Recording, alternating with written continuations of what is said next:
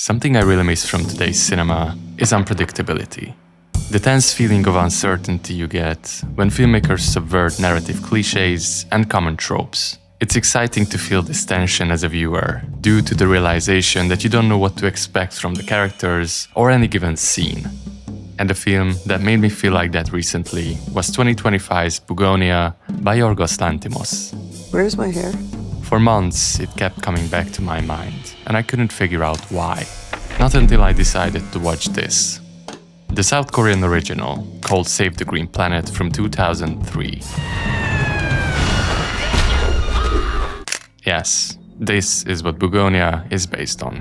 While it's a very different approach to the same premise, seeing the original made it clear to me what made Bugonia work so well. It made me appreciate the filmmakers and their deliberate way of building an intense film viewing experience. Listen to me.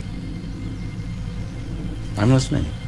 Because after all, how you tell the story matters more than what your story is. So now I want to take a look at why Bugonia stays unpredictable throughout its whole duration, and how Yorgos Lanthimos keeps up the tension while breaking what we expect.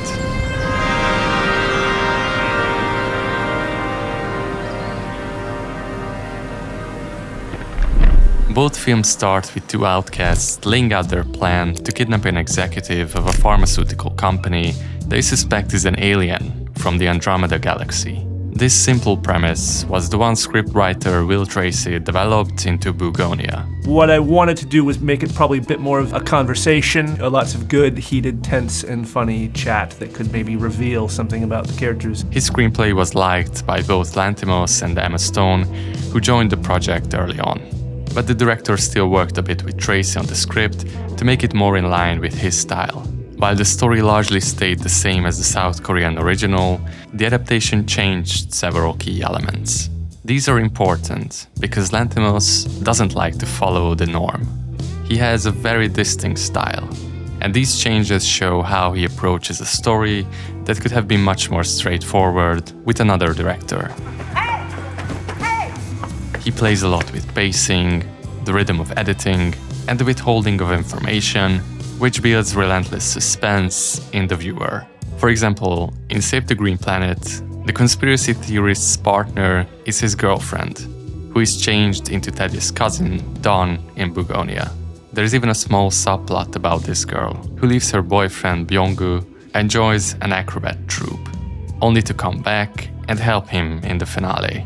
Another major thing Bugonia cut was the police investigation. I was less interested maybe into the investigation of the crime or the crime itself. In the Korean version, this storyline runs parallel with the events in the kidnapper's house and even introduces new characters.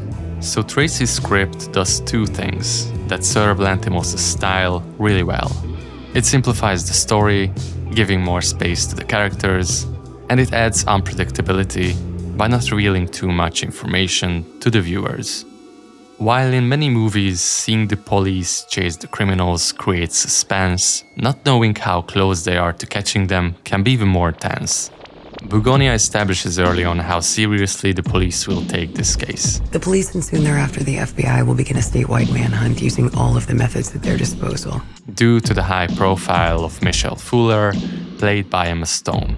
And later, Teddy even sees a news report about the large-scale investigation at his workplace. Just by placing small hints about the police involvement, Lanthimos knows that thought will stay in the back of our minds throughout. Take this scene, where not long after the kidnapping, Teddy is pulled over by a police car. This works exactly because we lack any information from the police's side, putting us into Teddy's shoes. Is he in trouble? Do they already know something? If it were similar to Save the Green Planet, we would already know about the progress of the police. Here, the audience feels the tension of the situation instead. This shows well how Bugonia can manipulate us and keep up the suspense by telling us less. Off to work then, or? Huh? As it turns out, there was nothing to fear, since the cop is Teddy's old babysitter who just wants to catch up. This means that the film will even withhold information that the characters know, manipulating our emotions throughout the film. This becomes clear from the first few minutes. It all starts with something magnificent. As Teddy explains his thoughts and ideas about bees, their inevitable death, and the forces behind it, we might start wondering, what are these guys doing? We see Teddy and Dawn as they prepare and train, juxtaposed with Michelle's own training and workday, as she lives in an entirely opposite world. It's both unsettling and funny. Oh, good job. Just like most of Lanthimos' work. He often plays on these dissonances, like playing an upbeat song over a torture scene, or by inserting comedic moments into the most intense situations. Why are you laughing? Sorry, you just look a little funny doing that, to be honest. Throughout the exposition, he talks about how they control the people and how he researched in order to recognize them. What if someone finds out about what we're doing? They won't. No one on Earth gives a single fuck about us. But at this point, we don't know who he's talking about or what their plan is. And just like in the rest of the movie, the signs are all there. We feel something's coming, and then... How can you tell she's an alien? Well, the signs are obvious. It's only revealed after 20 minutes that they were talking about aliens the whole time. They withhold the most important detail of the entire premise until the very end of a 20-minute exposition. But even the kidnapping becomes comical, as the two clumsy men are barely able to catch an unassuming woman they attack from behind. And like the ineptitude of the attack kind of is funnier from a wider aspect. You know, you see it happening and you're kind of like, what is going on? Lanthimos builds on this, choosing to cut the scene in a way that feels both tense and awkward at the same time. Something happens in the hedgerow that you don't get privy to, and you only get told it at the end of the scene when she's got a syringe in her leg and she doesn't know that. We don't know that as an audience. The clever edit choices in that respect are really, really what make that so effective. Now compare the exposition to the original. 안드로메다 PK45 행성에서 온 외계인 놈이야. This happens within 2 minutes of the start. It leaves nothing up to interpretation, telling us everything outright. And not just that, but the protagonist explains how the CEO has the royal DNA, something that only comes up an hour into Bugonia, at a critical moment. I did not realize, Your Majesty. There, Teddy's theory that Michelle is royalty works as a twist that shifts their dynamic and leads to one of the most climactic scenes. From that point onward, Michelle is no longer beneath Teddy in the hierarchy. This is shown physically as well, by taking her upstairs, giving her new clothes, and sitting down at the same table. Compare this and this. It's crucial because with this shift, Michelle's influence grows over the impressionable Teddy, giving her more power in this endless conflict between them. And this brings us to what's most important in the way Lanthimos tells the story compared to the more conventional, though still weird, approach of the Korean original. He and Tracy refuse to let the story dictate the film. The characters do instead. I find it really interesting how engaged the audience can be during, this debate, conflict, conversation. All these different aspects of them are revealed, and actually you start changing your mind about what you think about these people. And what Bugonia excels at is the writing and performance of its characters. They are the ones creating ambiguity and making everything unpredictable. Teddy, played by Jesse Plemons, for example, is someone who needs help and is mentally unstable. He's introduced as someone who clearly has anger issues and can be dangerous. So the film builds on this by showing us signs of his outbursts throughout. Whenever Michel contests his ideas, there's always this sense of danger, and each time the tension rises. Both Michel and the audience feel that doing or saying something wrong might cross the line, and no one knows how Teddy will react. There are even a few lines foreshadowing the third act reveal of other victims. Everybody denies it at first, and then they confess. The output, it's never reached that threshold before.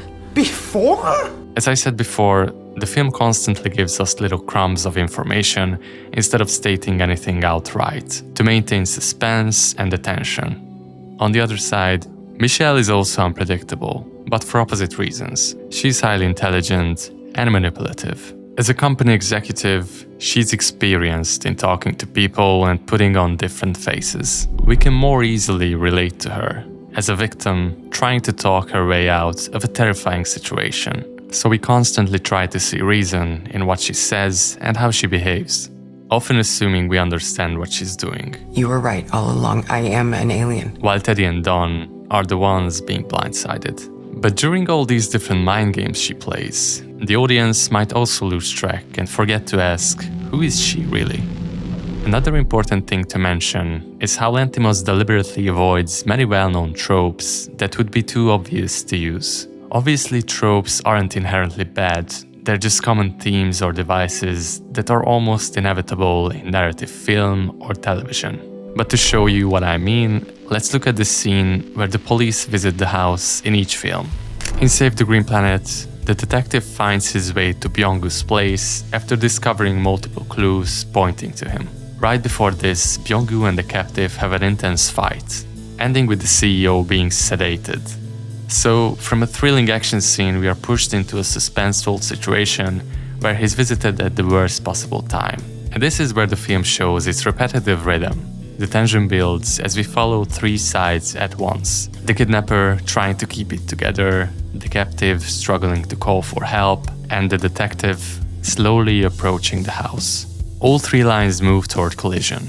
Then the tension peaks and suddenly collapses. Byung-goo is revealed in completely normal work clothes, sitting casually on a tractor. Relief. But only for a moment, because the structure repeats. They're standing right above the hedge door. The tension rises again. The CEO sticks his hand out to call for help. It peaks again. The detective doesn't see it. It falls again. And the film keeps doing this. Build, release. Build, release. Even inside the house, when the TV shows the victim, the same artificial beat returns. Another near discovery. UFO다! 뭐? UFO? Another last second distraction. Yes, it's a very quirky film. So the scene feels mechanical, creating tension artificially, not organically. If we mapped it out, it wouldn't be a steady climb. It would look like this. Up, up, a big fall, up, big fall. And that repetition is what separates the two films. Because unlike Bugonia, where tension accumulates and lingers, here it resets every time. Now look at what happens when Teddy is visited by the cop. It takes place after they bring Michelle upstairs for the first time. This part is essential for understanding the police visit scene, so let's start here. We begin with relatively low tension, since Teddy seems kinder to her after convincing himself that she is an alien royalty. But even without hearing their dialogue, the shots build suspense on their own.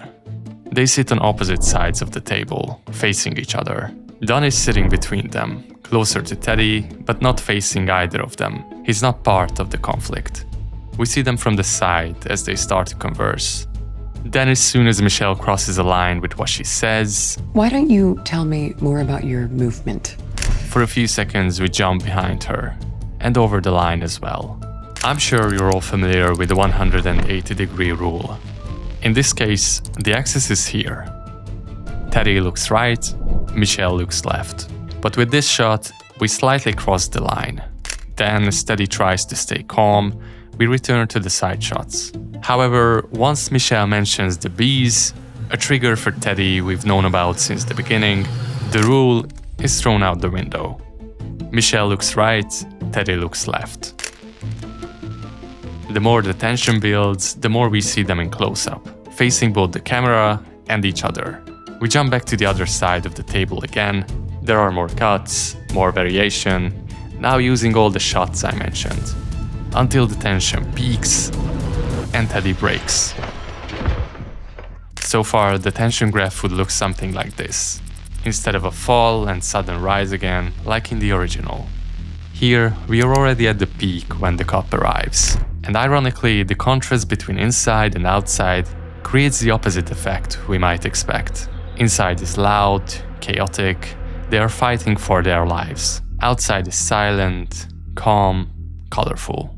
All this despite the obvious danger approaching on the horizon. As Michelle is knocked out, There's a brief moment of calm, before the tension rises again, now building slowly on both sides. Downstairs, Michelle manipulates Dawn, creating a suffocating atmosphere, while upstairs and later outside, Teddy tries to keep it together, hiding the obvious signs. Remember this? Well, Lanthimos just does this, as if literally shutting down the trope. And not only that, the chair nailed down, the blood on his jacket, the article cutouts, everything is either explained by Teddy or simply not noticed by the cop, avoiding the usual kind of dramatic tension built from obvious clues. Inside and outside build tension together. Michelle and Teddy compete through manipulation. And when Michelle wins and the gunshot escapes into the artificial harmony outside, it shatters the silence. It shatters Teddy's forced calm, and everything spirals out of control for him. Finally, let's examine the climax of the film, where Lanthimos once again creates a masterclass in tension and unpredictability. During the final act, Michelle takes Teddy to her company to supposedly leave the planet. All of this takes place in broad daylight.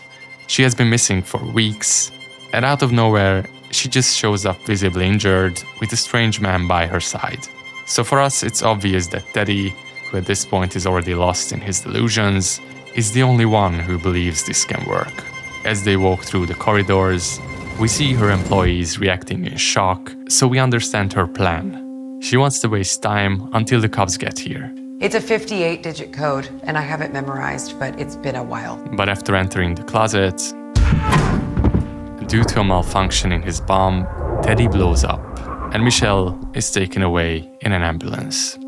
Finally saved from all this madness. But all our assumptions were wrong. We've been manipulated too.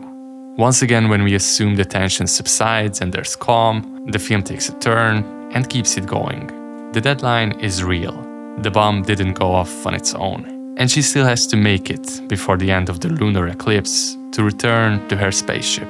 The calculator, the Andromedans, the experiments, all the crazy details of Teddy's conspiracy theories turn out to be right in the end.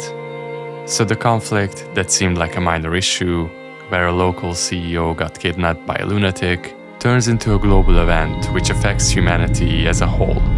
In the end, the film's emphasis on small spaces, iconic, larger-than-life close-ups, and an overall claustrophobic feeling turns out to be the biggest misdirection. The simplest story becomes an intergalactic event. That's the beautiful thing, about making these kind of films. Yes, it's precise and has a tone and feels strong and engaging, but at the same time leaves all these gaps that you have to fill in yourself, and that changes according to who you are and your perception about things and your experiences and the way your mind works, and it's a beautiful thing. Yorgos Lanthimos proves time and again that he's one of the most unique directors working today, who is willing to make things difficult for the viewer if it means the film fits his vision better. Through all these nuances, he creates separate worlds in each of his films, and the world of Bugonia is one of tension, a never-ending conflict between two forces trying to save the world in their own way.